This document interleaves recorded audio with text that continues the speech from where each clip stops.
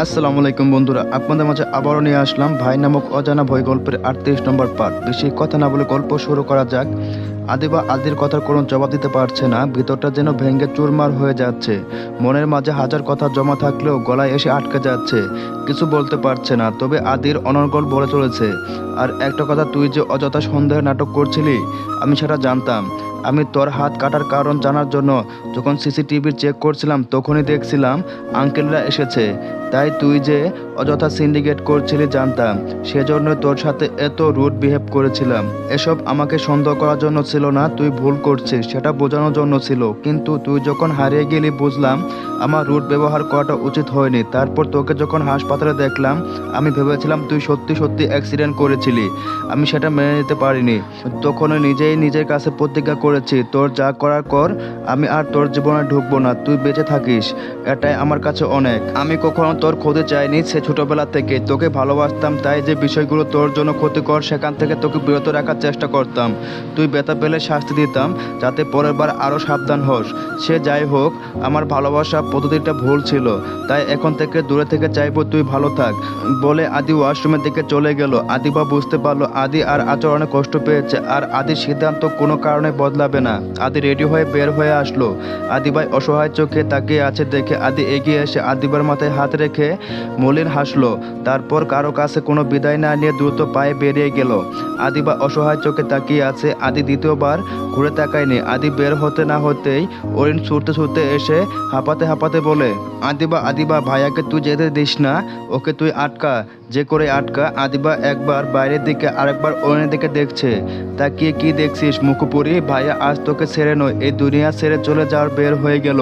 অরিনের কথা শুনে আদির মা এগিয়ে এসে বললেন, কি আবোল তাবোল বকছিস অরিন? অরিন এবার চোখের পানি ছেড়ে বলল, আমি আবোল তাবোল বকছি না মা, দেখো চিরকুটে লিখে গিয়েছে বলে অরিন একটা চিরকুট এগিয়ে দিল। আদির মা সেটা পড়তে শুরু করলো। বাবা মা, তোমাদের কাছ থেকে বিদায় নেওয়ার মুখ আমার নেই। আমি জানি না চিরবিদায় কি করে নিতে হয়, তাই কাউকে বিদায় জানাতে পারলাম না। আর আদিবার কাছ থেকে বিদায় নেওয়ার সাহস আমার নেই। এই মুখের দিকে তাকিয়ে বিদায়ের কথা বলার হিম্মত আমার কোনোদিন হবে না। এইভাবে বিদায় নিচ্ছি। যাই রে আদিবা, হয়তো আর কোনোদিন আর দেখা হবে না, তবে আমি যেখানে থাকি না কেন সবসময় চাইবো তুই ভালো থাক, দোয়া করে সুখী হও।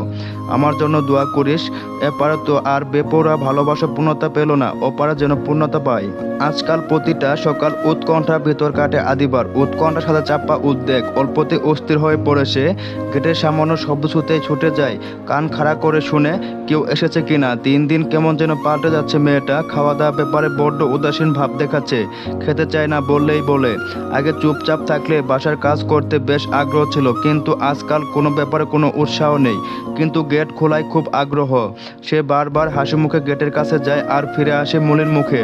আদিবার এমন আচরণের কারণ বাসায় সবাই বুঝে। কেটে গেছে দুটি মাস। আদি চলে গিয়েছে, ফোন করে জানিয়েছে সে ভালো আছে, আর কখনো বাসায় ফিরবে না সেটাও জানিয়েছে। কিছুদিন যাবৎ শরীর বিশেষ ভালো যাচ্ছে না আদিবার।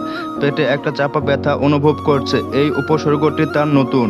কোনো কিছু নিয়ে চিন্তিত হলেই পেটে তীক্ষ্ণ যন্ত্রণা হতে থাকে। ডাক্তার দেখানোর দরকার বোধ হয়, কিন্তু সময় করে যাওয়া হচ্ছে না বললে ভুল হবে। সে নিজেই ইচ্ছে করে যাচ্ছে না।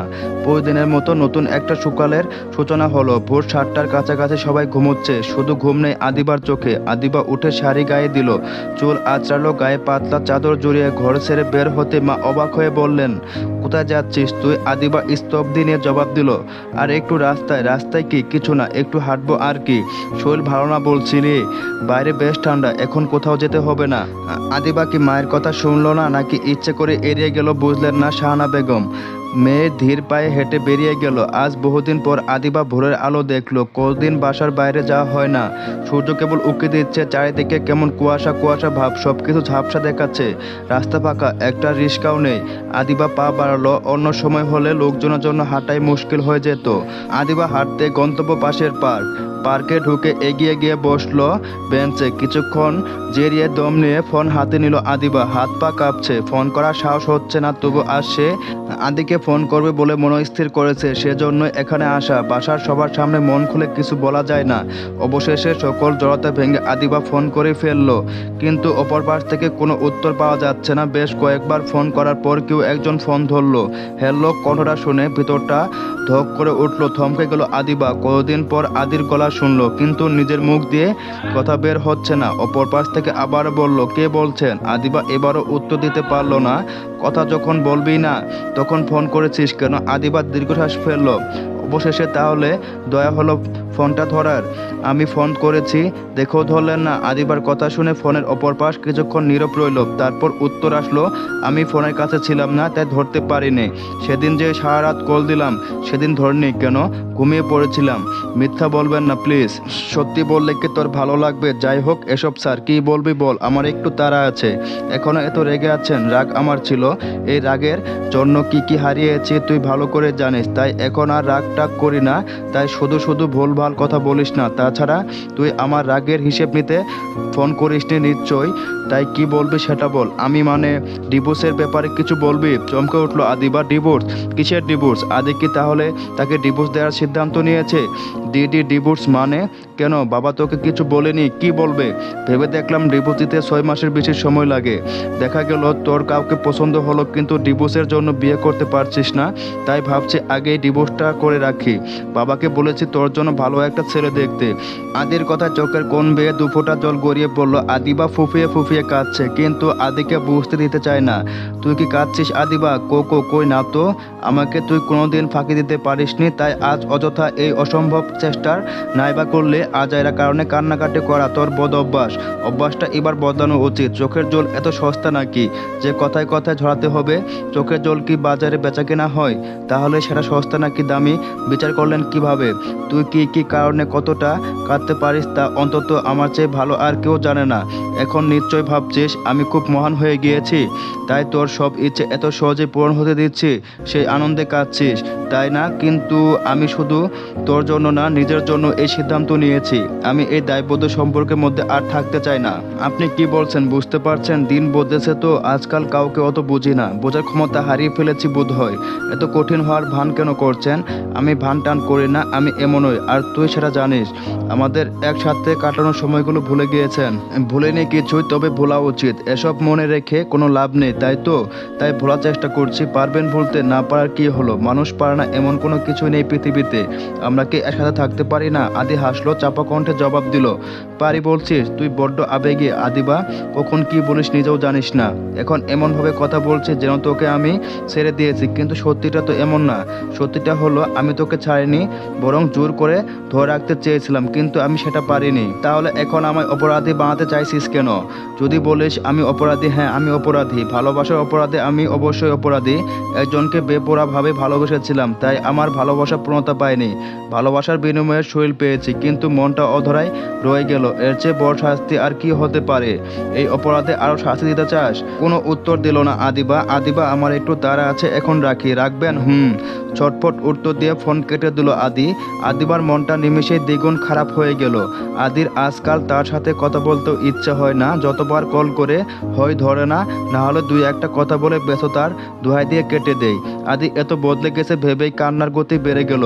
সাথে সাথে পেটের একপাশে তীক্ষ্ণ ব্যথা শুরু হলো, মাথাও ধরেছে। আদির কথা ভাবতে আজকাল শরীর খারাপ করছে।